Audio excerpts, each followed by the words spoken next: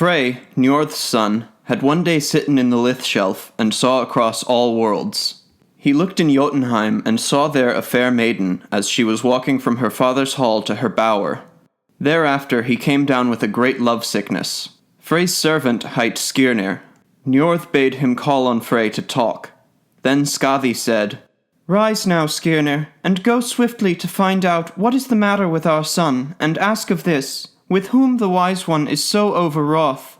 Quoth Skirnir, "Ill words are in store for me from your son, if I go to speak with the lad, and ask of this, with whom the wise one is so overwroth. Tell me this, Frey, avatar of the gods, for I want to know.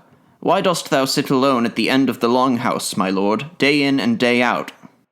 Quoth Frey, "Why should I tell thee, young man, my heart's grief? Wherefore the sun's elfin wheel lights up each day, yet lights not on my longing." Quoth Skirnir, "Methinks thy longings be not so great, sire, that thou mayst not tell me, for since we were young together in your days, well might we two trust each other." Quoth Frey, "In Gymir's walls I saw walking a maiden dear to me. Her arms shone, and from them were lit all the sky and sea. She is dearer to me than any maiden ever was to any young man in your days, but of the Aesir and the elves not one would will that we two should be together." Quoth Skirnir, "Give me a horse that may bear me across the darkness and enchanted flickering flames, and that sword which fights for itself against Jotuns." Quoth Frey, "A horse I give thee, that will bear thee across the darkness and enchanted flickering flames, and that sword, which knows how to fight for itself, if it is a wise man who carries it." Skirnir spoke with the horse. "It is dark out. Time, I say, for us two to fare over dewy fells, above the tribe of Thyrses, till we both arrive, or we both are taken by a fierce Jotun." Skirnir rode into Jötunheim, up to Gymir's walls. There were savage dogs bound before a gated wooden fence, which went around Gerð's longhouse. He rode up to where a herdsman sat on a howe, and he said, "Tell me, herder, as thou sittest on a howe and weigh all thy worries, how might a young man like myself come by a conversation beyond Gymir's hounds?" Quoth the herder, "What, art thou fey, or art thou forgone? Thou, Vonner, shalt never hold conversation with Gymir's good daughter." Quoth Skirnir, "There are better choices rather than to whine, for him who hath the will to fare. On one day of old it was shapen for me, my whole life laid out."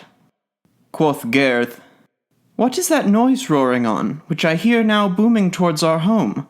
The earth bevers, and all around shake the walls of Gymir's hold." Quoth a handmaid, "A man is here outside, stepped off his horse's back, the horse letten to graze the ground."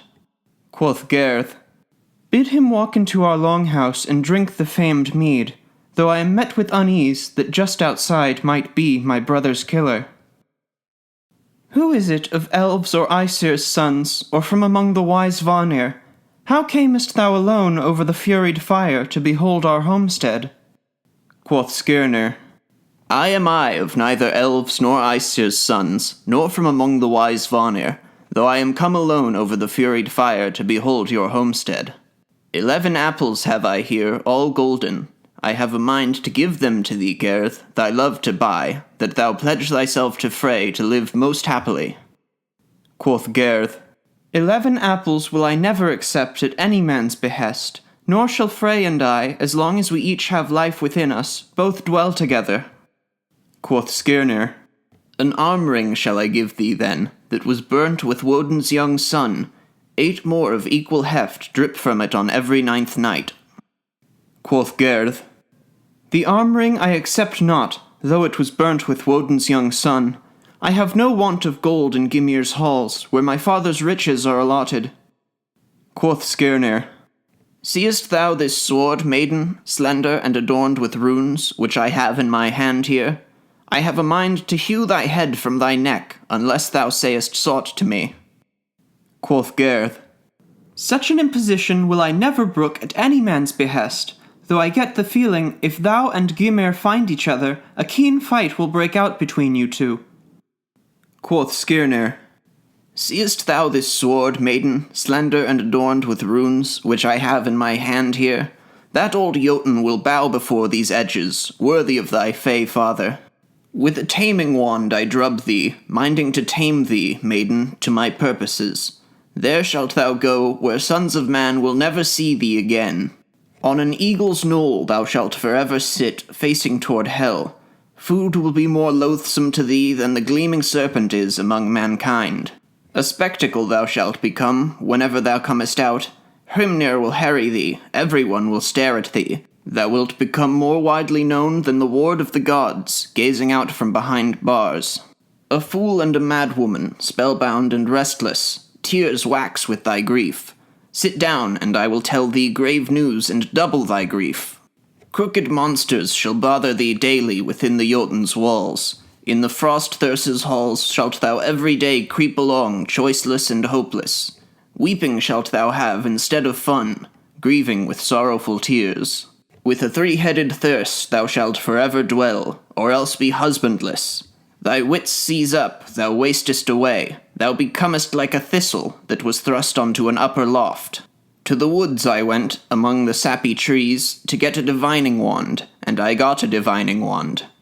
Woden is wroth with thee, the chief of the Aesir is wroth with thee. Frey shall hate thee, wicked maiden, for thou hast incurred the magical wrath of the gods.